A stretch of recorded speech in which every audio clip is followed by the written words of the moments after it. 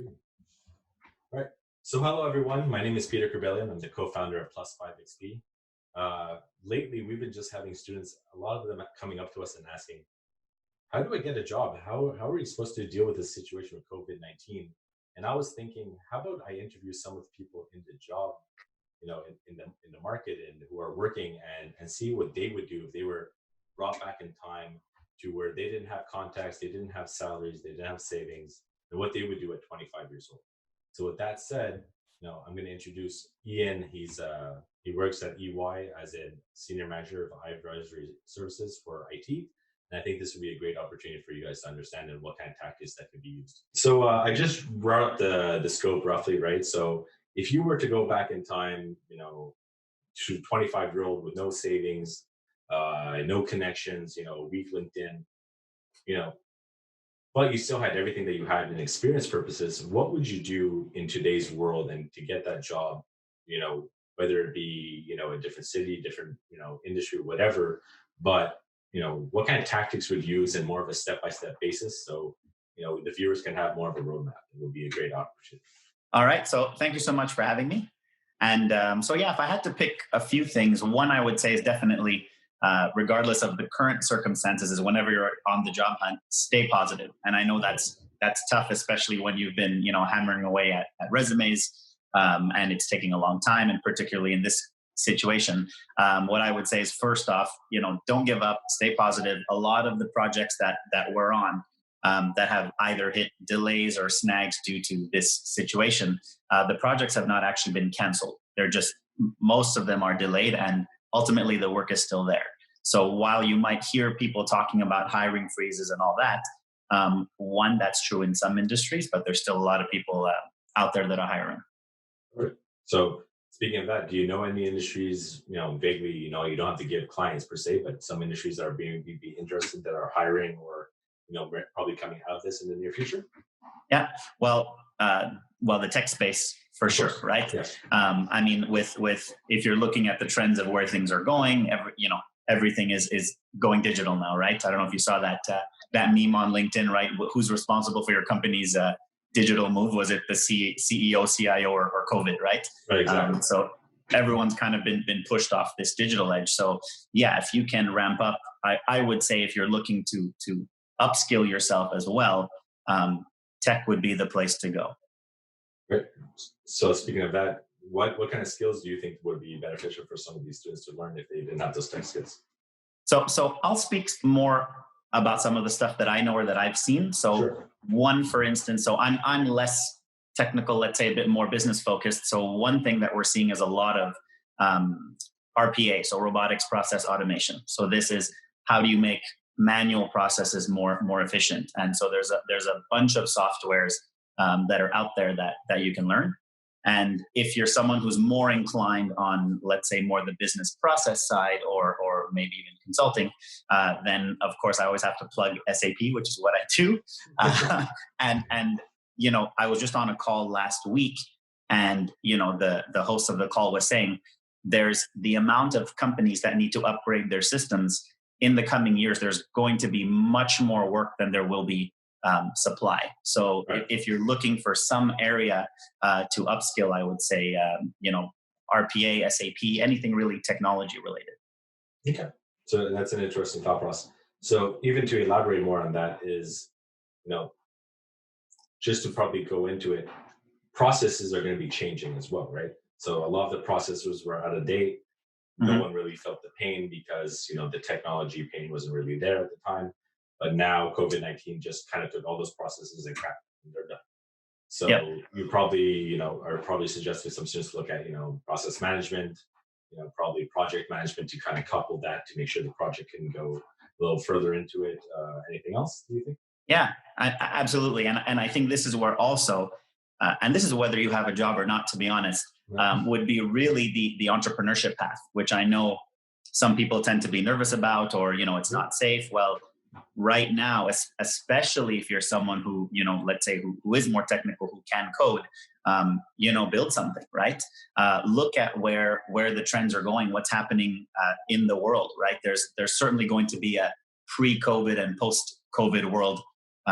I have no doubt about that, right? So whether it's trends like more people working remotely, whether it's contactless, whether it's more things being shipped, find something, I would say, that, an issue that you might like to solve, and go at it, right? I myself right now have a couple of projects kind of on the go, since I can't go out for drinks at night with my friends. So working on solving some problems in the community that have come up based on this. Awesome. So the viewers, if anyone has some projects or want to work on some projects, you can always reach out to Ian for sure. Yeah, absolutely. Absolutely. But getting more to the point, I want to go more a little bit tactical. I think we got a good overview at a high level. But, again, if you were just graduating, what would be your first thought? I think like right after you've done your first exam, after having that, the first beer, what does Ian do in crunch time, let's say? Well, I mean, you mentioned not having a network, but I do think everybody, you've got, whether it's your network of your classmates, it's a network nonetheless, right? So I would say reach out to whoever you know and see, what are they up to? Who's hiring? Have they heard anything? Check in with your peers. So that's the first thing I would do. Second, you mentioned, maybe your LinkedIn's not great. Definitely step up your LinkedIn. There's all kinds of tips to improve your profile, how to frame certain things on the profile to highlight your achievements and or your skills. So more tactically, I would say at this stage, being a new graduate, I would look to add value, right? Also, so beyond now what you could do for yourself, it's now how can you add value to your network? And so maybe it's internships, maybe it's helping people out with their side projects, perhaps, just to be known, right? So that you're top of mind. I had someone actually reach out to me today that I hadn't heard from in a while, who has a very specific skill. So I don't have something right now, but when the time comes, for sure, he contacted me recently, right? So don't underestimate what your network could look like. Okay, so something about creating a personal brand, because especially with COVID-19, you can't go see anyone anymore, and even the old adage of our parents saying, "Oh, just knock on doors. It's okay." You can't do that anymore, right? No. So your personal brand has to kind of wake up as well. And without being on LinkedIn, I kind of tell our students that not being on LinkedIn for businesses is like us going to a party in university and they don't have a Facebook or an Instagram. You think they're a weirdo, and like they don't exist, they're ghosts. Right. Same as LinkedIn. I think that's what you're saying, right? Yeah, absolutely. So just to plug it in for all the students viewing, Plus 5XP will be doing a LinkedIn workshop at McGill. So we'll be talking about that for the Alumni Services and the Masters of Analytics. But that was an accidental plug. So anyways, back to you, Ian. Okay, so after your LinkedIn, you got your LinkedIn, you asked some friends and family, kind of same thought process as an entrepreneurship, right? You start, friends and family money first, see what they think. And then you try to do the basic branding, but then okay, well, what else? Like how would you approach people on LinkedIn or even with your brand? How would you? Well, again, what would be those tactics to reach out? And like if someone was to reach out to you, I'm not saying they should reach out to you, but I'm saying if someone were to reach out to you, what would be the play? What would be the process? Well, for one, you could identify an issue that you believe they could be facing, right? If you know what industry they're in, or what what specific projects they're working on, possibly, depending on their presence, that would give you a hint, right? So perhaps, you could ask questions. There's also, right now, again, some professionals do have time, so it doesn't hurt to ask for an informal informational interview as well, right? Hey, we'd just like to know what you're working on these days, and perhaps if I could be of assistance, right? So, yeah. And I was going to ask you, so speaking of that, because that's actually quite interesting. Let's say if you ask that question to the professional and they say, well, I have this and it's nothing to do with you, but it's something to do with some of your friends. What do you believe? Do you believe that you should pass the buck? If the expertise that the person is looking for is not mine, but it's one of my colleagues? Yes. I'm personally, yes. I would always put whoever's best suited for the role. So, you don't want to, there's this, sometimes there's this fake it till you make it thing. I think if the point is to add value, you are adding value by saying, hey, guess what? Actually, it's not me, but I know an expert in exactly what you're looking for, right? So connections are sometimes just as valuable as you delivering it yourself. Right, and that's what I was asking because I don't want to say it, but you then get two favors, right? Because you're going to help your friend, and you're also going to help the person you were reaching out to. And no matter what, when they know about your skills, they're going to pass it around. Yeah, So you probably get two more assists instead of your one. So I think it's a great opportunity. So I'm happy you agree with it. absolutely, absolutely.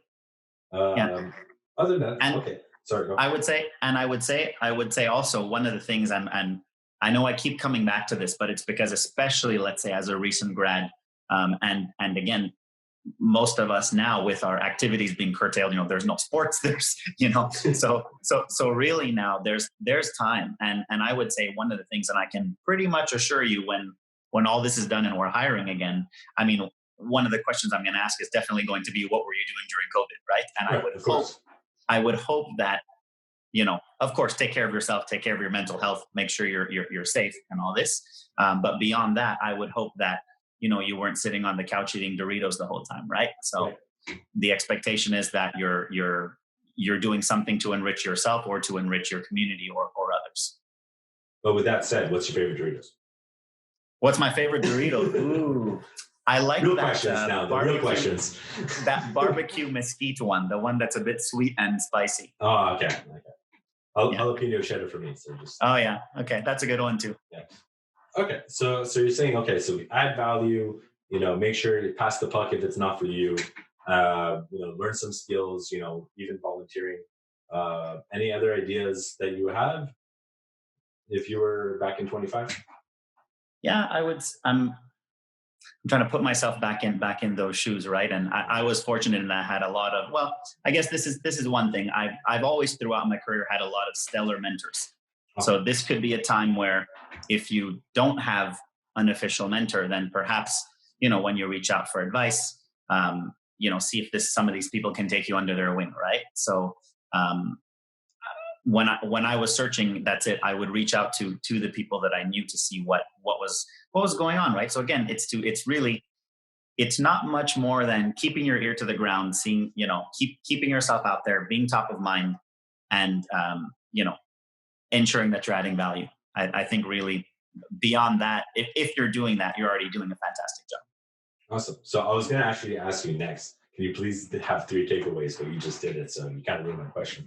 But but One step ahead. One step ahead. again, Ian, you're on fire. But regarding the last thing, for mentorship. So our last thing before we go away is, if we were to ask a mentorship, aspect is, how would you go about asking a mentor on LinkedIn, somebody you don't know? Would it be like someone that has a job that you want in the future? Would it be someone that you look up to? So just give that a little bit of tactics about that, and then I think we'll call it a day and say thank you. Yeah. Well, for one, of course, I mean, I myself, I'm not going to reach out to, I don't know, the prime minister to be a mentor to me, right? So I think Right. there's a certain element of who do you think is reasonably going to take their time for you. Right. So absolutely, one thing that I do know works, and I do this, is if someone says, "Hey, I looked through your profile. You've got an interesting background. It looks like you've got a similar path to what I'd like to follow. Would I be able to ask you some questions whenever you have a few minutes?" Right. So I would target it to someone that you could see yourself following in their footsteps, which would be a good mentor, because that gives you a good picture of what your life could look like in 10, 15 years. Perfect. So that's all the questions, Ian. Well, thank you so much for your time. Thank you. So for everyone, if you're looking for entrepreneurship, projects, Ian does have a lot of those, so you can reach out to him. We'll put his names and links below. Please also like our video and subscribe to our channel. We'll be doing this, roughly twice, 3 times a week. And next video will be with Chris from Huawei. So thank you very much, everyone. Have a nice day.